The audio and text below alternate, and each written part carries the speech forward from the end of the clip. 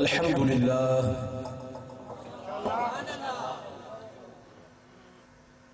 الحمد لله وكفى وسلام على عباده الذين اصطفى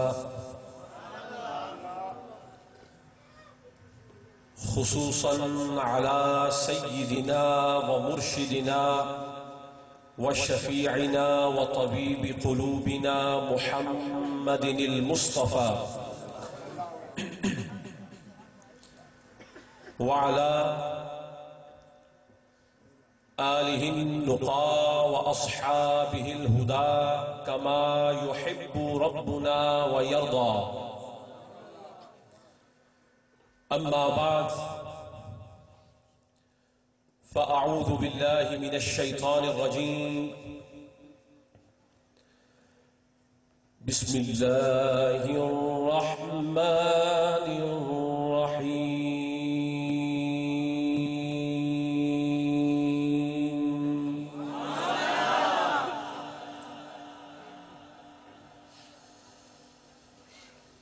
ألا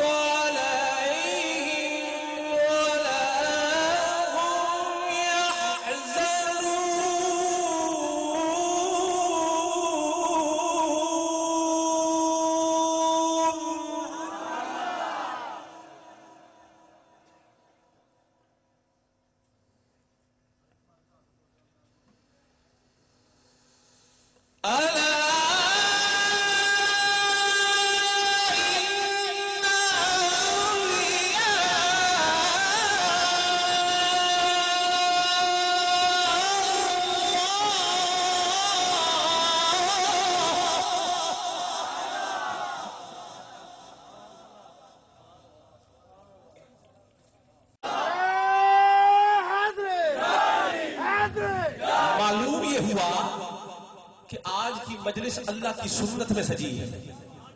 آج کی مجلس اللہ کی، بولیے اللہ کی.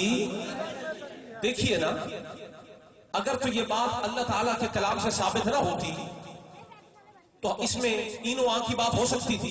آپ سامنے سے تھوڑا سا سائڈوں پہ آ جائے تاکہ اگلے ملاحظہ کرتے ہیں.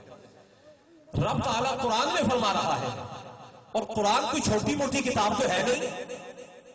ہم اور آپ جانتے کہ یہ قرآن سارے کا سارا مصطفیٰ کی نعت ہے. سارے کا سارا مصطفیٰ کی، بولیے سارے کا سارا مصطفیٰ کی. تو سارا مصطفیٰ کی نعت ہے. تو رب تعالیٰ فرماتا ہے نہیں، ذرا سنو، یہ میرے مصطفیٰ کے غلاموں کی بھی تو مدح ہے نا، جنہوں نے میرے مصطفیٰ کو اپنے دل میں بسایا ہے. ہم نے ان کو ولی بنایا ہے. سارا قرآن نعت مصطفیٰ کی ہے، لیکن ذرا غور سے دیکھو، مصطفیٰ کے قدم کو پکڑ کر آؤ، تمہیں بتاؤں گا قرآن سارا نعت نبی کی ہے. ذرا یہ بھی تو دیکھو، یہ نعت ولی کی بھی ہے. یہ ولی کی شان ہے. تو ولی کون ہوتا ہے؟ اللہ کا دوست. بولیے ولی کون ہوتا ہے؟ اللہ کا دوست. تو اللہ کے جو دوست ہیں وہ کبھی اپنی زبان سے نہیں کہتے کہ میں اللہ کا دوست ہوں. بڑی آپ کو دقیق بات بتا رہا ہوں. ولی خود اپنی زبان سے کبھی نہیں کہتا کہ میں اللہ کا دوست ہوں. جو ولی ہوگا وہ اپنی زبان سے کبھی نہ جپے گا کہ میں اللہ کا دوست ہوں، میں اللہ کا ولی ہوں. کبھی نہیں کہے گا. کیوں؟ اس لیے کہ یہ خود نمائی ہے، اس لیے کہ یہ خود پسندی ہے، اس لیے کہ یہ خود نمائی ہے، اس لیے کہ یہ اپنی خوبصورتی کا اظہار کرنا. میں بھی جانتا ہوں، آپ بھی جانتے ہیں، اگر کوئی بندہ حسین ہو اور وہ خود اپنے منہ سے کہتا پھرے کہ میں بڑا خوبصورت ہوں، تو بتائیں آپ کیا کہیں گے؟ اچھا کہیں گے کہ برا؟ جی آپ کہیں گے دیکھیں اللہ نے حسین بنا دیا، اب اس نے بنایا ہے تو یہ کیوں اپنے آپ کو جتاتا پھرتا ہے، یہ خود نمائی اور خود پسندی کیوں کرتا ہے؟ تو ولی اپنے آپ کو کبھی اللہ کا دوست نہیں کہتے، ولی اپنے آپ کو کبھی ولی اللہ نہیں کہتے. کیوں نہیں کہتے؟ اس لیے نہیں کہتے کہ انہیں معلوم ہے ہم نہ کہیں تو بھی کچھ نہیں ہوگا. ساری کائنات کا خدا جو کہہ رہا ہے، یہ جو اپنے آپ کو میرا دوست نہیں کہتا تو نہ کہے، میں کہتا ہوں کہ میرا دوست ہے.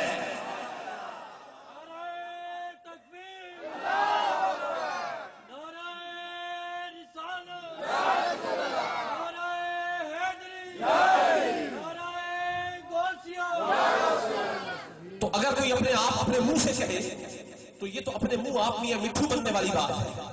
جی تو ولی اپنے منہ سے کبھی نہیں کہتے کہ میں ولی ہوں، وہ نہیں کہتے. کون کہتا ہے؟ کون اوپر والا کہتا ہے. وہ کہتا ہے. کیا کہتا ہے؟ فرمایا الا آگاہ ہو جاؤ، ان اولیاء اللہ، بے شک جو میرے دوست ہیں، لا خوف علیہم ولا هم يحزنون. ابھی ان کی شان، لیکن اس میں رب تعالیٰ فرما رہا ہے اولیاء اللہ، اللہ کے دوست. یہ دو لفظ ہیں، دو الفاظ ہیں. اولیاء ایک لفظ ہے، اللہ دوسرا لفظ ہے. اولیاء پہلا، اللہ دوسرا. اولیاء پہلا اور اللہ. معلوم یہ ہوا کہ اللہ نے ایک سیڑھی بتا دی ہے کہ مجھ تک ڈائریکٹ نہ آیا کرو، پہلے ولیوں کی مجلس میں آیا کرو. اولیاء اللہ، جو اللہ کے دوست ہیں. تو پہلے اولیاء پھر اللہ. حالانکہ اللہ سب سے مقدم، سب سے پہلے، سب سے قبل، لیکن یہاں اولیاء کو پہلے تھا. کیوں؟ فرمایا کہ پلیٹے میں نہ رہنا، مخمصے میں نہ رہنا، تذبذب میں نہ رہنا، کانفیوژن میں مت رہنا. فرمایا اگر مجھ تک پہنچنا چاہتے ہو تو راستہ بتا رہا ہوں، تم ولیوں کی بارگاہ میں آ جاؤ، تمہیں خدا مل جائے گا. نعرے تکبیر، نعرے رسالت، نعرے حیدری. تو اولیاء اور اللہ، یہ کتنے لفظ ہیں؟ یہ جو بچے چل پھر رہے ہیں ان کو بٹھا دیں، بڑے پیار سے بٹھا دیں. پوری مجلس میں کوئی بندہ ہلے نہیں. میرے کلام کے اندر کوئی نقص نہیں ہے انشاءاللہ، اس لیے کہ میں کلام وہ پیش کر رہا ہوں جو مدینے سے عطا ہوا ہے. مدینے والے کے کلام میں نقص نہیں ہے، اپنی بات نہیں کرتا. یہ وہی بات بعین ہی آپ کے سامنے رکھ رہا ہوں جو مدینے سے عطا ہوئی ہے. اولیاء ایک لفظ اور اللہ دوسرا لفظ. اللہ بولیے. اب اس پہلے لفظ اور دوسرے لفظ کے درمیان کوئی تیسرا لفظ بھی ہے؟ جی کوئی نہیں ہے نا. تو اللہ اور ولیوں کے درمیان تیسرا لفظ نہیں ہے، ان کے درمیان تیسرا کوئی نہیں. تو معلوم یہ ہوا کہ تم اللہ کے سوا ان کو غیر اللہ کہتے ہو. تم کہتے ہو کہ یہ غیر اللہ ہے، یہ اللہ سے جدا ہے. یہ قرآن کی آیت بتا رہی ہے جن کے درمیان تیسرا حرف نہیں ہے. تو بتا کیا یہ اللہ سے کٹے ہوئے ہیں یا اللہ سے جڑے ہوئے ہیں؟ اپنی ان آنکھوں سے دیکھ، اپنی ظاہر کی آنکھوں سے دیکھ. اولیاء اللہ، ان دونوں میں تیسرا حرف ہی نہیں ہے. تو رب فرما رہا ہے مت میرے ولی کو غیر کہہ، میرا ولی غیر نہیں ہے. آنکھیں کھول کے دیکھ تو صحیح، جس کے درمیان تیسرا نہیں ہے وہ مجھ سے جدا بھی نہیں ہے، وہ مجھ سے جدا بھی نہیں ہے. تو یہ ہے اللہ کے دوست. یہ کون ہے؟ اللہ کے دوست. پہلی بات تو یہ ہے، میں آپ سے پوچھتا ہوں کہ آپ کسی کے ساتھ دوستی کریں تو دوستی اسی سے کریں گے جس سے ملتے ہوں گے، جی، جس سے رفاقت رہتی ہوگی، جس کے ساتھ ملاقاتیں ہوتی ہوں گی، جس کی صحبت میں بیٹھتے ہوں گے، جس کی سنگت میں اٹھتے بیٹھتے ہوں گے، جس کے ساتھ یارانہ ہوگا. ایسے ہی تو نہیں ہوگا نا، آخر کچھ تو آشنائی ہوگی اس سے. تو آپ کسی کے ساتھ دوستی کریں تو صحبتیں درکار ہیں، آپ کسی کے ساتھ دوستی کریں تو سنگتیں درکار ہیں، آپ کسی سے دوستی کریں تو تعلق درکار ہے. تو اللہ فرما رہا ہے یہ میرے دوست ہیں.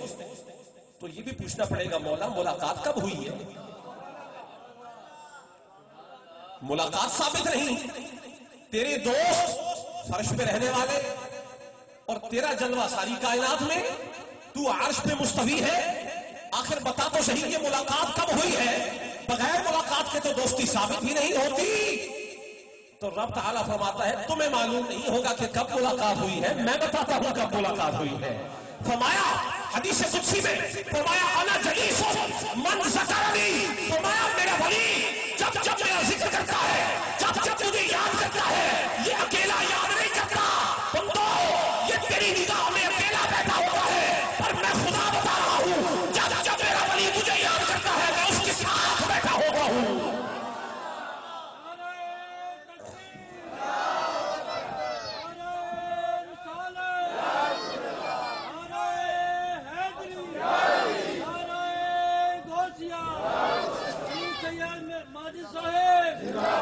لاہور والوں غوث اعظم کا تذکرہ ہو رہا ہے، غوث الورا کا ذکر ہو رہا ہے. بادل کی آواز سن رہے ہو؟ یہ بادل کیوں نہ برسے؟ ایک بادل ہے جو ادھر سے برس رہا ہے، ایک بادل ہے جو بغداد سے برس رہا ہے. بات یہ ہے کہ کسی کے ساتھ دوستی کے لیے اس سے ملاقات ضروری ہے.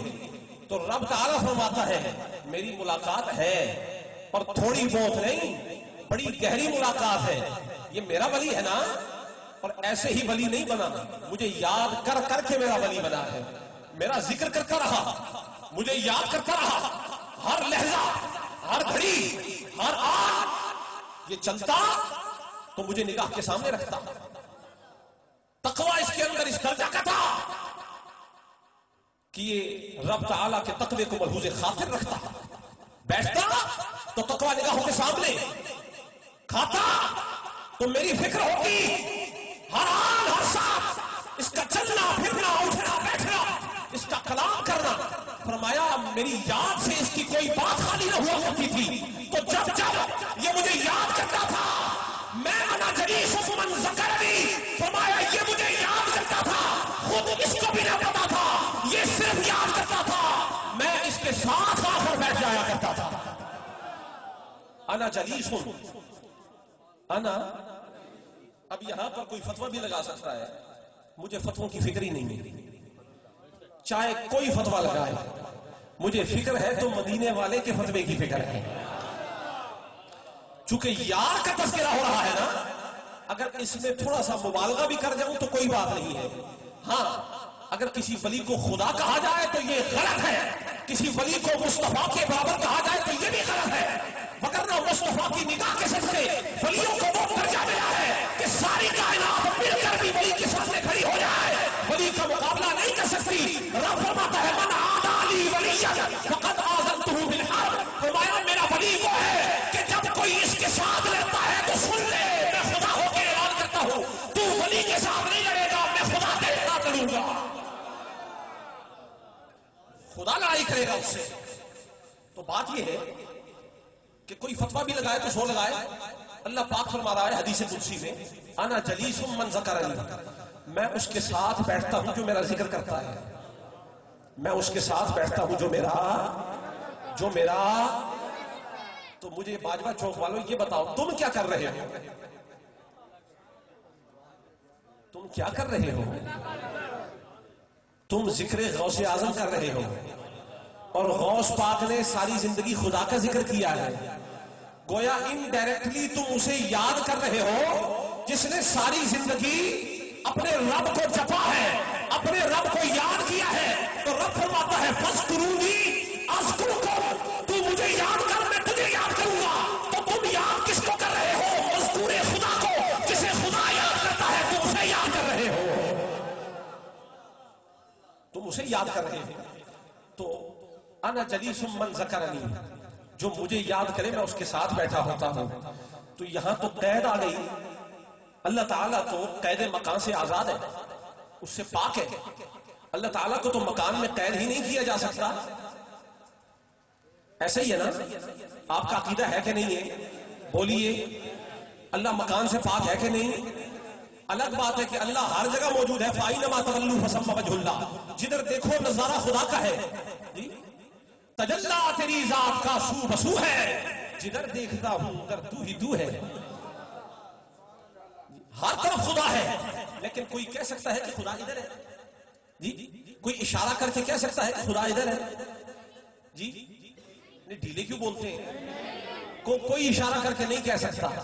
لیکن اگر خدا خود اشارہ فرما دے تو فرمایا مجھے ادھر ادھر ڈھونڈتے ہو، میں نہیں ملوں گا، مجھے ڈھونڈنا ہے. تو جو میرا یاد میرا ذکر کر رہا ہے، جو مجھے جپ رہا ہے، جس کی مجلس میں اللہ اللہ ہوتا ہے، جس کی مجلس میں رحمان رحمان ہوتا ہے، جس کی مجلس میں کریم کریم ہوتا ہے، جس کی مجلس میں غفور غفور ہوتا ہے، جس کی مجلس میں ذوالجلال کی صدائیں آتی ہے، فرمایا بازاروں میں مجھے نہ ڈھونڈ، مجھے ڈھونڈنا ہے تو میری ولی کی بارگاہ میں جا کر مجھے ڈھونڈ، میرے ولی کی بارگاہ میں جا کر ڈھونڈ. تو اب بات اتنی ہے کہ رب تعالی اپنے ولیوں کی بارگاہ سے ملتا ہے. تو اسی کے لیے کسی نے کہا نا، اللہ اللہ کیے جانے سے اللہ نہ ملے، اللہ والے ہیں جو اللہ سے ملا دیتے ہیں. اللہ والے ہیں جو، تو وہی اللہ والے ہیں نا جن کا اللہ ارشاد فرما رہا ہے کہ ان پر کوئی خوف نہیں، ان پر کوئی غم نہیں. کیوں؟ اس لیے کہ جس کے ساتھ خدا ہو اسے پھر کس چیز کا خوف ہوتا ہے؟ جس کے ساتھ خدا ہو پھر اسے کاہے کا غم ہوتا ہے؟ تو خدا ان کے ساتھ ہے. تو جن کے ساتھ خدا ہو تم انہیں غیر اللہ کہتے ہو؟ نہیں، وہ اللہ نہیں ہے لیکن اللہ سے جدا بھی نہیں ہے. تو آ ان کی مجلس میں، تو غوث الورا کی بارگاہ میں جا. خدا کی قسم کو سونا تمہیں کہیں سے نہ ملے، وہ بغداد کے کوچے سے جا کر ملے گا، غوث الورا کے گلی سے ملے گا، عبد القادر کی درگاہ سے جا کر ملے گا. آنا تیرا کام ہے، فیضان دینا تیرا کام نہیں ہے، فیضان رب غوث الورا کا کام ہے. تو اس لیے ولیوں کے در سے مجلس میں ہلچل نہ ہو. بارش روز آتی ہے، اکثر ہی آتی ہے، آتی کہ نہیں آتی؟ آپ کی زندگی میں اکثر آتی ہے، کوئی نئی چیز نہیں ہے، کوئی نئی چیز ہے ہی نہیں. ابھی توجہ آپ رکھیں گے تو آپ کو میں اس بارش کی طرف لے کے جاؤں گا کہ جو دلوں کے اوپر برسا کرتی ہے، آسمان نور سے دلوں کے اوپر برستی ہے. میں چاہتا ہوں کہ مجلس میں ایک بندہ بھی ٹس سے مس نہ ہو، تاکہ میں جو آپ کے لیے قیمتی ذخیرہ لے کر آیا ہوں، لنگر پکایا ہے سرفراز صاحب نے دیگوں میں، وہ آپ کو ملے گا، وہ آپ کے لیے پکایا. ایک لنگر وہ ہے جو دیگوں میں انہوں نے پکایا ہے، وہ آپ کے پیٹ کے لیے. اور ایک لنگر ہے کہ جو مدینے میں اور بغداد میں پکتا ہے، مدینے اور بغداد میں، اور یہ منہ سے کھایا جاتا ہے، وہ نگاہوں سے کھلایا جاتا ہے. وہ دلوں کا لنگر ہے. یہ پیٹ کا لنگر ہے، وہ دلوں کا لنگر ہے. تو آج ولیوں کی بارگاہ جو ہے نا، وہ بھٹی کا درجہ رکھتی ہے. جس کے دل پر زنگ آ جائے وہ ولی کی بارگاہ میں آ جائے. یہ سائیکل ہے، اسے اللہ نے بھٹی کا درجہ دیا ہے.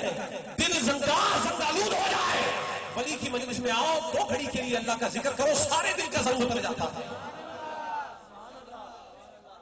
تو ولیوں کے در سے ملتا ہے سب کچھ، ولیوں کے در سے ملتا ہے سب کچھ. بہت آزماتے ہیں دیتے ہیں تب کچھ، ایسے نہیں ملتا. ولیوں کے در سے ملتا ہے سب کچھ، بہت آزماتے ہیں دیتے ہیں تب کچھ. یہ سب کچھ کیوں ملتا ہے؟ اس لیے کہ خدا بھی یہیں سے ملتا ہے. تو پیچھے رہ کیا جاتا ہے؟ خدا بھی یہیں سے ملتا ہے. تو آنا تیرا کام ہے. بات اتنی ہے کہ یہ دینا تو جانتے ہیں، پر کسی کو مانگنے کا گر بھی تو آئے، کسی کو مانگنا بھی تو آئے، کسی کو مانگنے کا سلیقہ بھی تو آئے. تو شعور لے گیا، ولی کی بارگاہ کا ادب لے گیا، خدا کی قسم جانے سے پہلے تیری جھولی بھر کے جائے گی. جھولی بھر کر جائے گی. کیسے؟ کہ کوئی آیا لے کے چلا گیا، کوئی آیا، بولیے نا، کوئی آیا اور کوئی عمر بھر بھی نہ پا سکا. دیکھیے نا، حضور کی بارگاہ میں حضور تشریف فرما ہے. ابو جہل آیا. ابو جہل نے آ کر سرکار کو دیکھا تو دیکھ کر اس نے گستاخی کے کلمات کہے، العیاذ باللہ، کہنے لگا کہ مجھے تجھ سے مغرور ساری کائنات میں کوئی نظر نہیں آتا. العیاذ باللہ. ابو جہل آیا، مکے میں رہتا تھا، اکثر سرکار کو دیکھتا تھا. آیا، آ کر سرکار کو دیکھا اور یہ بک کے چلا گیا. بس اتنی سی دیر تھی. حضور نے فرمایا، ابو جہل تو نے سچ کہا. بس تھوڑی سی دیر گزری تھی کہ ولیوں کے امام ابو بکر صدیق تشریف لے آئے. صدیق اکبر آ گئے اور صدیق اکبر نے آ کر کہا، سرکار مجھے آپ سے پیارا ساری دنیا میں کوئی نہیں لگتا. حضور نے فرمایا، صدیق تو نے بھی سچ کہا. تو کسی سننے والے نے کہا، حضور یہ کیسے ہو سکتا ہے؟ اس نے کچھ اور کہا تو آپ نے فرمایا سچ کہا. صدیق اکبر نے آپ کی مدح فرمائی، آپ نے فرمایا سچ کہا. سرکار بات ایک ہی سچی ہو سکتی ہے، یا دن ہو یا رات، یا ظلم ہو یا حق، کوئی ایک بات ہوگی. تو سرکار نے فرمایا نہیں، دونوں سچے ہیں. کیوں؟ فرمایا کہ اللہ نے مجھے شیشہ بنایا ہے، جو بھی آتا ہے وہ مجھے نہیں دیکھتا، میرے شیشے میں اپنی شکل دیکھ کر جاتا ہے.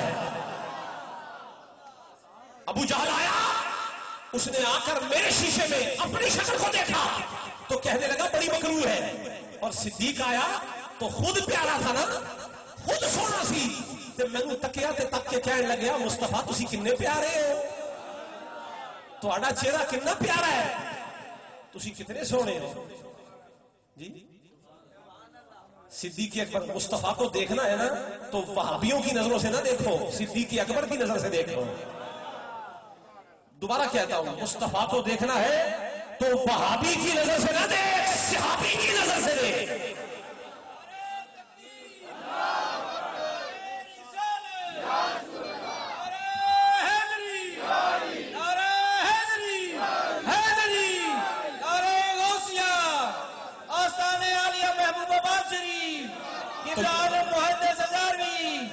تو اس بارگاہ میں جو بھی آتا ہے جھولی بھر بھر کے جاتا ہے. ساؤنڈ کو چھیڑے گے، ساؤنڈ بس جہاں سیٹ ہے اس کو رہنے دیں، چاہے کچھ ہو جائے.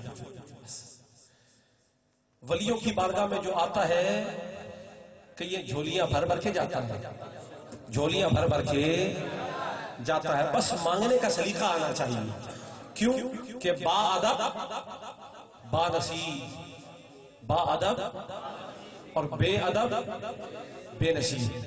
اب اس شعر کو میں تھوڑی اصلاح کرتا ہوں، یہ شعر غلط ہے. با ادب خوش نصیب. دیکھیے نا، با نصیب جو ہے اس کا کیا معنی بن گیا کہ جو ادب والا ہے اس کا بھی نصیب ہے، جو بے ادب ہے وہ بد نصیب کہہ دیا. تو بد نصیب ہوگا تو اس کا نصیب نہ ہوگا. جی تو اس کو اس انداز سے کہیں کہ با ادب با نصیب، بے ادب بد نصیب. با ادب خوش نصیب اور بے ادب بد نصیب. یہاں آ کے فرق ہوتا ہے. صرف نصیب نہیں ہے اس کا نصیب بڑا خوشا ہے، بڑا پیارا ہے.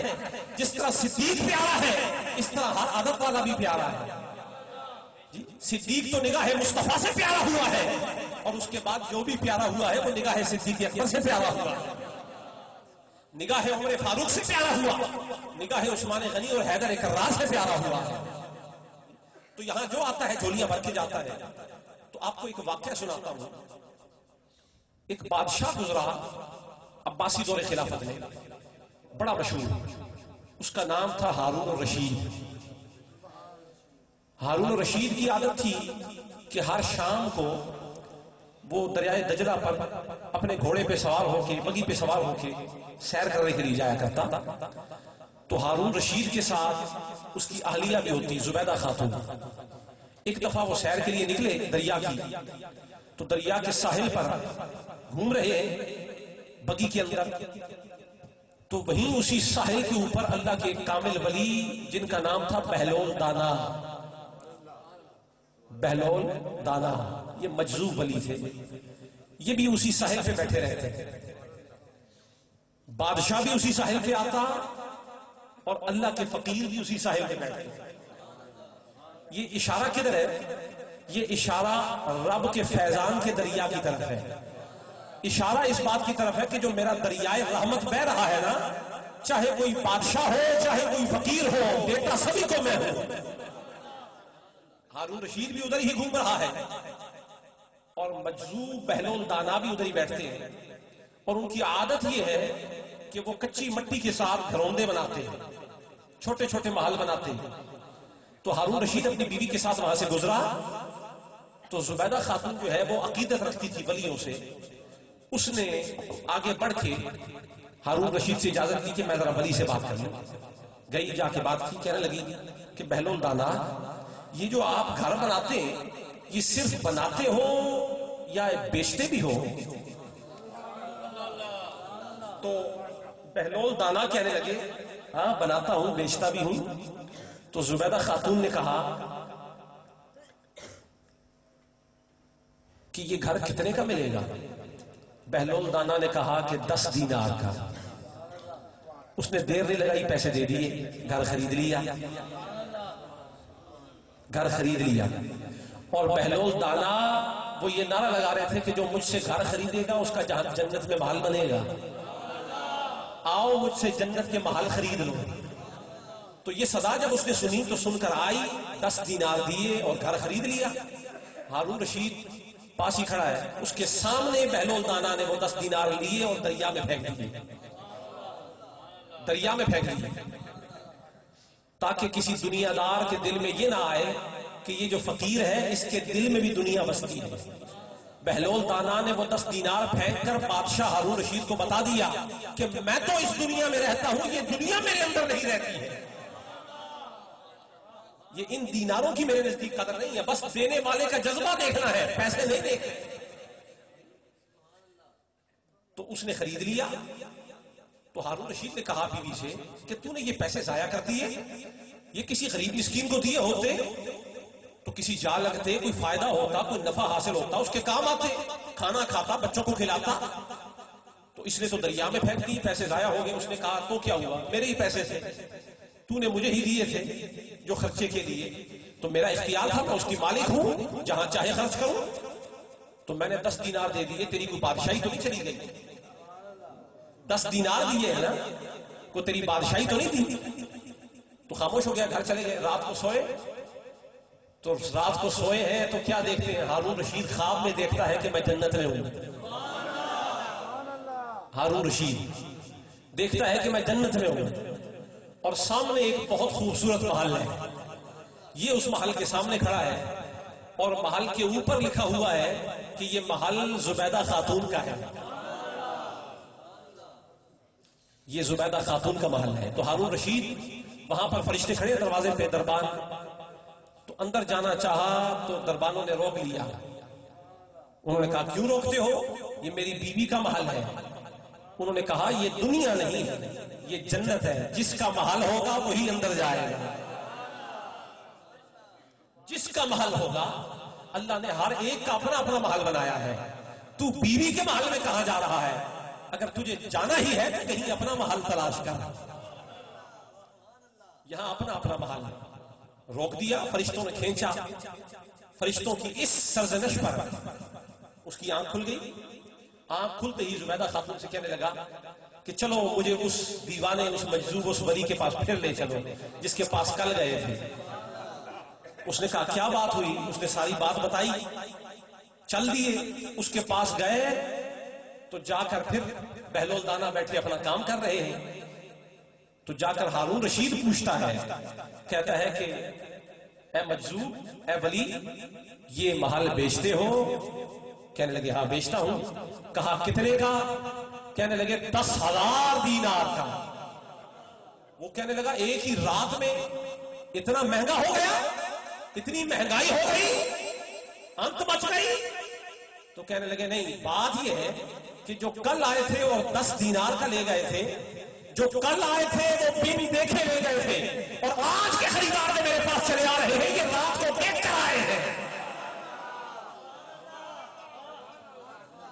انہیں میرے سودے کی قدر پتہ چل گئی ہے، انہیں میرے سودے کا مرتبہ پتہ چل گیا ہے. تیری بیوی آئی تھی تو بن دیکھے سودا لے گئی تھی، تو تک کے آیا ہے، اس کو میں نے گھٹیا دام پہ دے دیا ہے، اب تو تک کے آیا ہے، تیرے لیے سودا کسی اور قیمت پر دے رہا ہوں.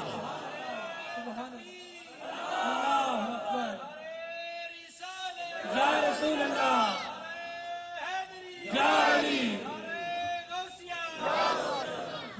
تو بات اتنی ہے، مجھے یہ بتائیں ایک مجذوب ایک ولی جنت کے محل بیچ رہا ہے. سوچئے نا، آپ بیٹھے تشریف رکھیں، یہ دیکھیں جنت کے محل دریائے دجلہ کے کنارے بیٹھ کر ایک ولی بیچ رہا ہے. جنت اتنی ہی گئی گزری چیز ہے کہ جس کا دل آئے محل بیچتا پھرے. تو مجذوب بہلول دانا یہ محل آپ کیوں بیچ رہے ہیں؟ تو آواز آتی ہے کہ تم محمد مصطفیٰ کی اتباع اس لیے کرتے ہو کہ تمہیں جنت مل جائے. تم کو لکھا کھا رہے ہو، غلطی کھا رہے ہو، جنت کے طلبگار بن گئے ہو. جنت تو محمد مصطفیٰ کا آدھا غلام بیچا کرتا ہے. آؤ مصطفیٰ کی بارگاہ میں، لیکن جنت کے طلبگار بن کر نہ آؤ، نگاہ یار کے طلبگار بن کے آؤ.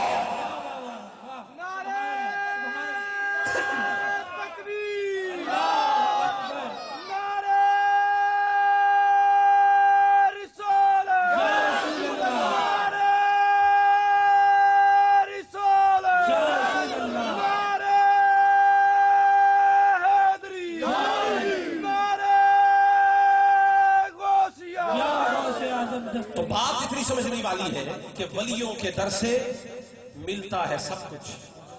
بہت آزماتے ہیں، دیتے ہیں تب کچھ، دیتے ہیں تب کچھ.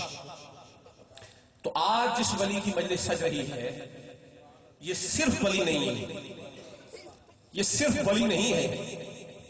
یہ کون ہے؟ یہ وہ ہے کہ اگر کسی پر نگاہ جما دے تو چور کو بھی ولی بنا دے. کسی پر نگاہ جمائے تو اگر بدبخت ہو تو غوث الورا کو اللہ نے اختیار دیا ہے، یہ نیک بخت بنانے میں دیر نہیں لگاتا. بس ایک نگاہ عبد القادر درکار ہے، یہ اس کی 11ویں شریف ہے. تو باجوے چوک میں آ کر دور دراز سے غوث الورا کے دیوانوں، آخر تم بھی تو کسی مقصد کے لیے آئے ہو، تمہارا بھی تو کوئی ارادہ ہوگا. میں نہیں مانتا کہ تم صرف روٹی کھانے آئے ہو، میں نہیں مانتا کہ صرف تم چاول کھانے آئے ہو، میں نہیں مانتا کہ سالن پر